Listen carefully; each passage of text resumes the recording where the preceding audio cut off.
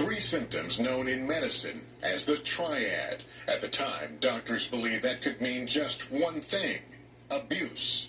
But Roberson's current attorney insists Nikki was misdiagnosed.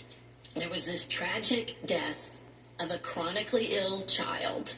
In fact, Nikki had been to the hospital more than 40 times in her short life, including 2 visits days before her death with a 104.5-degree fever.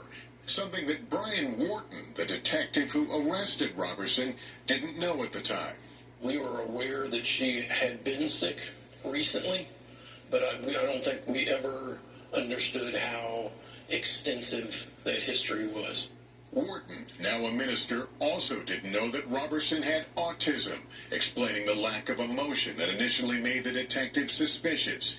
He wasn't diagnosed until 2018. He now believes Roberson is innocent and regularly visits him. Wharton has been fighting to save his life. So has an army of others, including a bipartisan majority of the Texas legislature.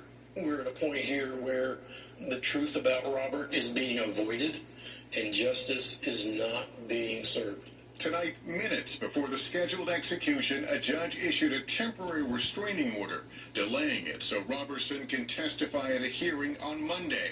The AG's office, however, is challenging that. I spoke with Brian Wharton just hours ago by Zoom. Roberson asked him to witness his final moments. It's a heavy burden. He's asked me to be present, and I owe that to him. It doesn't feel like a burden, and so I will, to be with him, to make sure he knows that he's not alone. How are you preparing for your own death? I'm at peace. I'm not ready to go, Like I tell people, God has the last say. And again, the court has temporarily blocked his execution. We'll, of course, continue to follow this story.